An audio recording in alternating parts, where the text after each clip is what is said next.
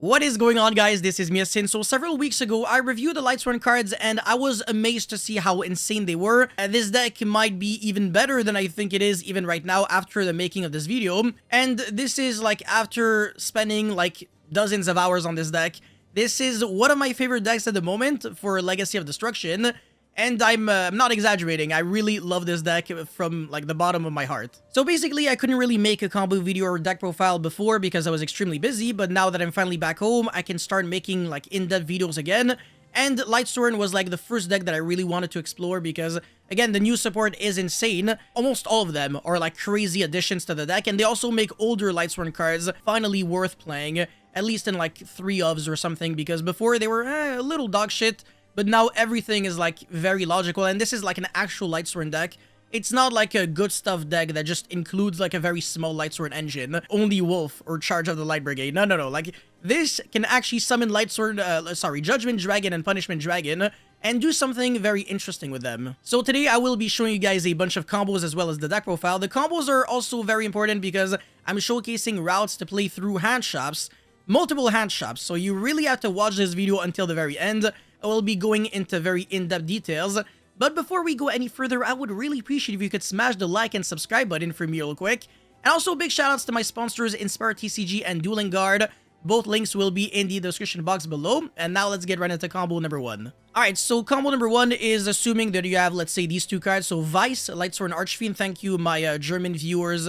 Let me know how to pronounce this name because I was aware of, you know, like the, I know what the word is, it's just that I didn't know how to pronounce it. I think it means like white or something, or like snow, something like that, but yeah, whatever.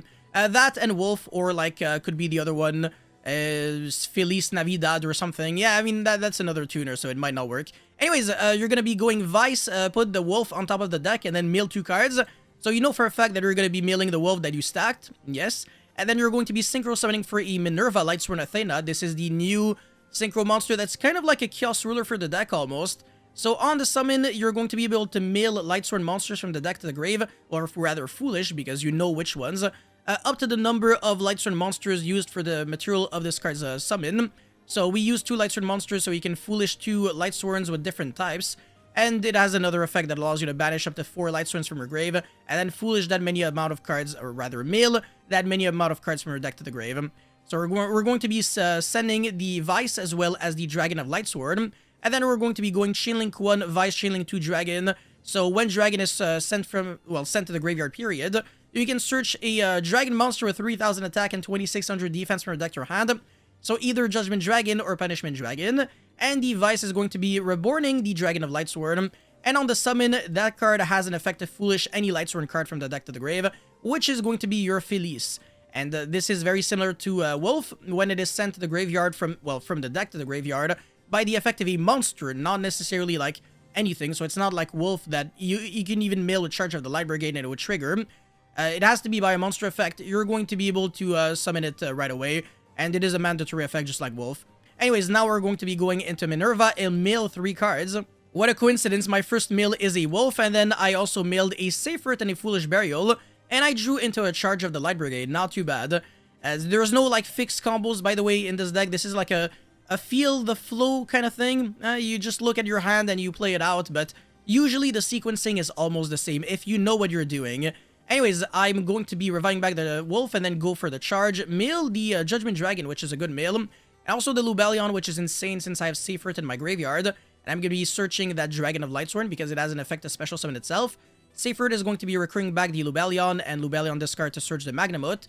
And then Magnamut banish my Vice and summon itself, use its effect to get an end-phase search. By the way, Magnamut also recycles back from the graveyard to the hand, so even under Droll, you can still use Magnamut just fine.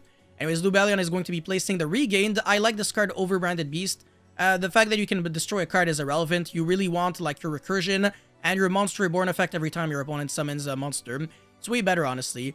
Anyways, Dragon of Lightsworn summon itself, and then link off into Hieratic Seal, and then also into an IP Masquerena. And then finally, Minerva effect, banish 4 Lightsworn monsters, and then mill 4 cards, which is insane, especially in tandem with a Regain, because now we triggered its ability to draw a card. And we're also foolishing a Feliz so we can revive it back.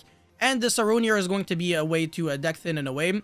and we're going to be just drawing like any level 4 monster, doesn't really matter too much. Go into an Omega, and then we can summon that Punishment Dragon because we have 4 Lightsworns with different names and are banished. So it's like pretty much the exact opposite of Judgment Dragon. It's the dark version of it. Just like there's Twilight Sworns that are like the Chaos counterpart of Lightsworns. And then we can pass turn on, well, I mean, we summon the Alignment Dragon, and then we can go into end phase and Magnamot search the Saronir or Druid Worm. And then the Enlightenment Dragon is going to be milling 4 cards. And that can even extend our board because if we mill a Lightsworn Aegis, we can set it, and that's basically an Omni Negate. This card is really nasty. We can even negate Dark Ruler or Forbidden Droplet with it because it reads the target face-up cards your opponent control up to the number of Lightsworn monsters you control, negate their effects until the end of this turn, negates any card. It's insane. And if it's sent from the deck to the grave, you can set this card. And it doesn't even get banished when it leaves the field, but that's not really relevant because there is no way to like recur it back from the graveyard into the deck. Unless you're playing like Mudora and Kaldo. But yeah, this is like an insane board because Enlightenment Dragon is it's hard to explain. It banishes like everything from both players' field and graveyard. But thanks to Minerva, Lightsworn, Athena, your Lightsworn monsters cannot be banished, like even by your own card effect. And then we also have like Omega in order to like dodge the banishing from Enlightenment Dragon because we're banishing a card from opponent's hand. And then we have Heretic Seal, which is going to be bouncing back something. And then summon a dragon from deck, and the Masquerade I can link off with it, and then summon an SP. And I think you can already see where this is going. The SP is going to be banishing a card our opponent controls, and then banish itself until the end phase, as well as any other monster that we're trying to protect. And that way, we can completely mitigate the loss of Enlightenment Dragon. It basically ends up just banishing our opponent's resources, but not ours. So yeah, this is extremely filthy, especially considering the fact that we started with only 2 cards, and we have all of that. This is really, really unfair, but what can you do with a full hand? Alrighty, so in this replay, I have Magnamot as well as Dragon of Lightsworn, Wolf, Imseti, as well as Happy. My first action is going to be Imseti, discard the Happy, and then I'm going to be drawing it into the Vice, and I'm going to be activating that Sarcophagus. Revive back my 2 Horus monsters, and just like that, I go into Photon Lord, and I am no longer afraid of Nibiru because I can just hand trap it. Same thing with like Valor. Not really Ash because my opponent would have Ash the Imseti. And Droll is also, I mean, Droll doesn't really kill this deck. I will show combos for Droll and Nibiru afterwards. Don't even worry about it. I got you. For like everything, every hand shop, easy to beat. It's a joke. Anyways, Vice is going to be putting the Wolf and then mill 2 cards. Revive back the Wolf and then Synchro into the Minerva. You're pretty much safe for hand traps, and then mill the, well, rather Foolish, the Vice as well as the Dragon of Lightsworn. Sorry, the Felice. And then go into Minerva, mail 3 cards. What a coincidence, 0 Lightsworns, it's fine, but at least I mailed a Duamutef. And the Saronir is going to be getting my Regained in the graveyard, which doesn't really matter. Sorry, not the Regained, the freaking Lubellion, I'm stupid. I had a Magnamot in my opening hand, so now that I have the Lubellion, I can get to the Regain that way. Anyways, the Dragon of Lightsworn is going to be summoning itself from the hand since I have a Lightsworn monster in my grave. And again, on summon, you can foolish your deck for any Lightsworn card, including the spells and traps. So you can send Lightsworn Aegis from the deck to the grave and then reset it back. So just like that, we have an Omni Negate guaranteed. And then the Magnamot is going to be banishing the Saronir, effect to search on end phase. Lubellion, plays the Regain, this is insane. And then link off into Heretic Seal, this is like your best friend from playing, through Nibiru. Again, I will be showing that into details. Then my Dragon of Lightsworn is searching the Punishment Dragon. And I'm going to be reviving back the Duamutef, link off into a Masquerade, banish 4 cards. So now we have a live Punishment Dragon because we have 4 Lightsworns with different names in the banished. Like, even the extra deck Lightsworns can count, which is actually very interesting.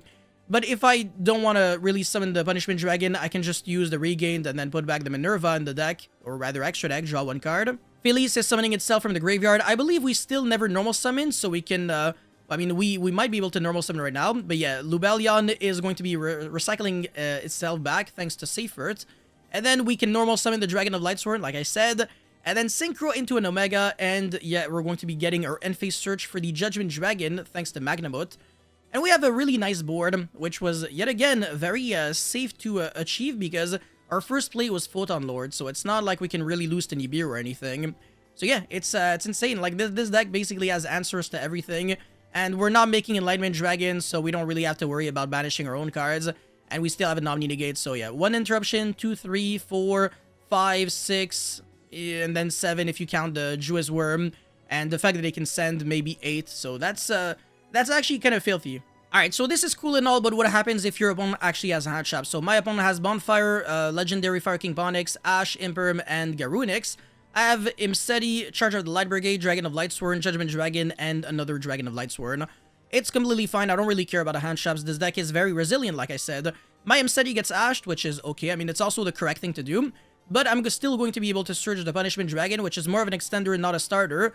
But thankfully, Charger of the Light Brigade is a search card that already has built-in resilience because you're milling for cost. So even if Charge of the Light Brigade gets ashed, you're still milling 3 cards, no problem. And that can get the ball going for you.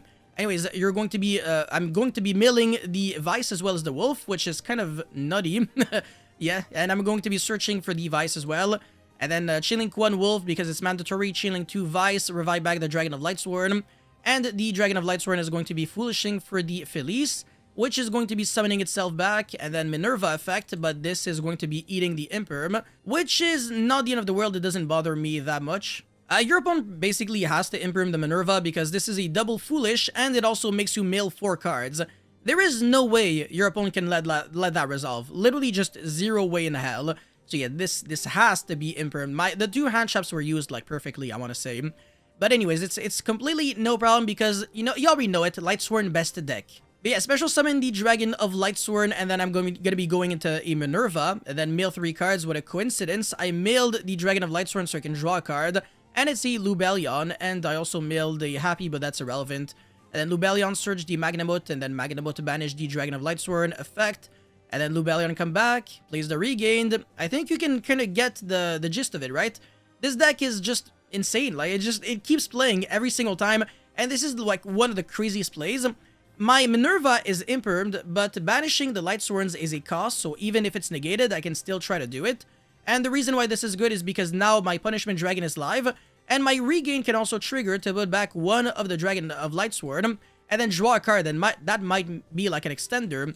And I, what a coincidence, drew the Charge of the Light Brigade, so I can Surge the Felice, and I can summon the Vice using its effect by milling the Felice, because I'm stacking it on the top of the deck.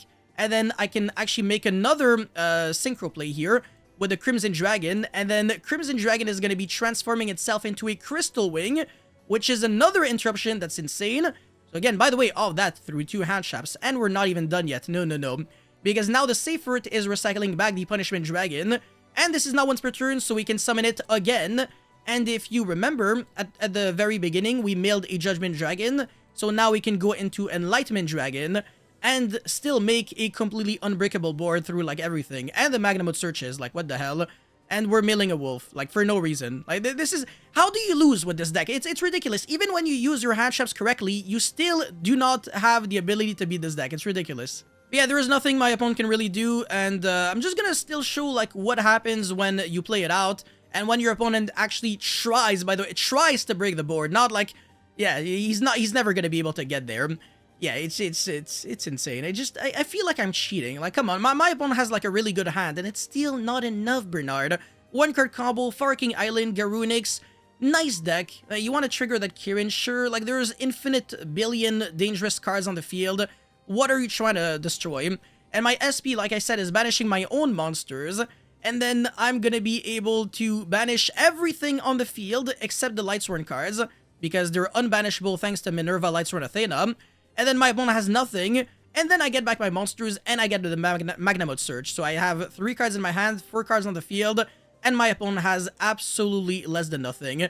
And by the way, there are so many cards in the Banished, you could even go into a Topologic Zeroboros, and it would have like 20,000 attack. So yeah, moral of the story, killing your opponent is a joke with Lightsworn, but let's get into the combo that plays through very dangerous hand traps. Alright, so this is so beautiful that before we proceed, I would appreciate you guys if you could smash the like and subscribe button. Thank you so much. Because, you know, at the end of the day, it's not every day that you see a combo that can play through Joel, Nibiru, and... Yeah, I mean, whatever. My opponent hand, as long as it doesn't have, like, more hand traps that are, like, very good, I don't really care because this deck is, like I said, going to be making such an unbreakable board that literally no hand can beat this naturally without, like, specific board breakers or, you know, very good hand traps. But yeah, my first play, by the way, because this hand is kind of complicated to play, but With a lot of experience, you can still navigate your way through hand traps. But yeah, I go normal summon Seifert and then pitch the Saronir, Surge the Magnamut, and then I get drolled, that's fine. I'm gonna be foolishing the Lubellion with the Saronir, and then Magnamut banish the Saronir effect, so I can still get back a dragon from my graveyard on the end phase. Lubellion, come back, and then get the regained. Link off it to Hieratic Seal, so now even if I get Nibiru'd, it's not a problem, because I can still float using the regained and the Hieratic Seal. So a lot of extenders, actually. Anyways, Pharaonic Sarcophagus, discard the Wolf because it's useless in my hand, why not? And then Foolish the Duamutev. But now at least the Dragon of Lightsworn can special summon itself from the hand. And on special summon, again, it's a Foolish Burial, which is really relevant. So I'm going to be doing that, and I'm going to be Foolishing for the Felice. And then Felice come back, level 4 Tuner, so I can Synchro into the Minerva Lightsworn Athena. And then Foolish my deck for the Wolf as well as the Vice. Wolf, Chainlink 1, and then Vice, revive back the Felice, Chainlink 2. And then at this point, my opponent has to Nibiru me here because I'm threatening an Appaloosa, and then the Minerva would be able to, like, mail 4 cards under the Appaloosa, and I'm just completely safe from hand traps. So there is no way my opponent can let me play here, and I'm gonna be getting Nibiru'd, and I have no problem with that. I can still make a completely unbreakable board through the Nibiru and under Droll. Alright, so pay attention because this is important. I will be going Chainlink 1 Hieratic Seal because it is a mandatory effect to summon from the deck, and then Chainlink 2 regain, revive back the Magnamut, and I'm gonna be summoning the Seifert from my deck, and then Seifert from Grave, recycle back the Lubellion, just so it can be my discard fodder for the Pharaonic Sarcophagus, in order to Foolish the Happy from deck to Grave, and then Synchro summon into a Light and Dark Chaos Angel. This is the super terrifying Chaos Angel, it's insane. Banish the Nibiru, and then revive back my 2 Horus monsters, go into Zombie Vampire, and then mill 4 cards. This is insane. I milled Horus, Imseti, as well as Wolf and Felice, so I can revive everything. This card is like a soul charge sometimes in this deck, because you're reviving back a monster, and you're milling like potential monsters that also revive themselves back. It's even better than in the Tearlaments deck. There's like so many good mills here. It's insane. Anyways, go into Crimson Dragon using Imseti as well as Felice, and then target my Chaos Angel so I can summon the level 10 Dragon Synchro.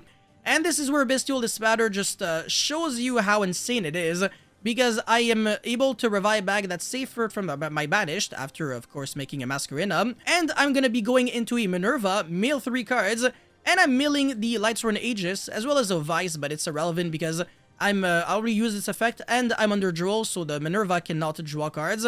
Otherwise, I would have been able to draw 2 cards, actually. Yeah, because it's up to the number, well, equal to the number of Lightsworn cards. It even includes the trap card. This is way too good.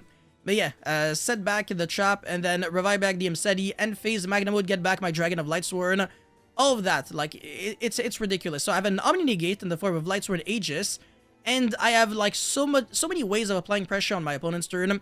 The Regained is a Monster Reborn for the Magnamut, and then I get the end phase Search again, and I can link it off for the Masquerena for the SP, and I also have Bestial Dispatter, which negates or destroy a monster effect, and Imseti, that, like, when one of my cards leaves the field by opponent's card effect, I can send a card from the field to the graveyard without targeting. And thanks to Chaos Angel, all of my monsters are indestructible by battle, and my Synchro monsters are unaffected by activated monster effects from my opponent. Like, how do you beat this deck? Like, come on, man. Nibiru Jewel, not enough. Dark Ruler, not enough. I can negate it. This deck is so beautiful. Honestly, if you don't have Shifter against me, you are literally losing all of your games if you're going second. But anyways, let's get into the deck profile now. Alrighty, so for my Lightsworn deck list, it's very simple, very clean, very minimalistic. There is no reason to make it any more complicated. If you know what you're doing, if you know how to play this deck correctly, you can win even going second, because when you think about it, everything is doable, honestly. Like, you can break boards using the Bestial monsters as, like, extenders, or the Horse cards as bait, or even as beat sticks. So this deck has a lot of gas for sure, a lot of ways to keep playing, even without your normal summon, and this deck doesn't even need hand traps. It's just like a naturally powerful deck.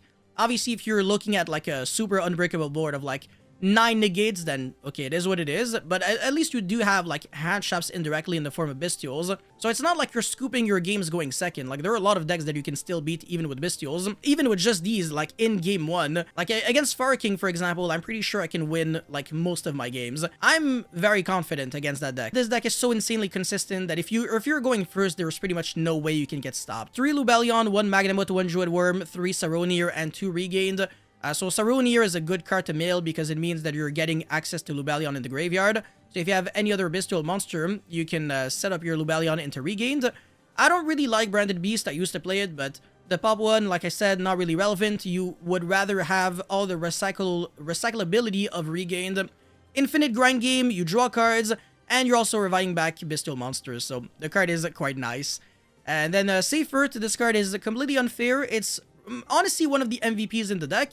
There's so many fantastic search targets here. You can either search Punishment Dragon, Judgment Dragon, or Lubellion, or discard, let's say, a Saronir to search a Magnamut, and then Saronir sends the Lubellion and does the play that I told you.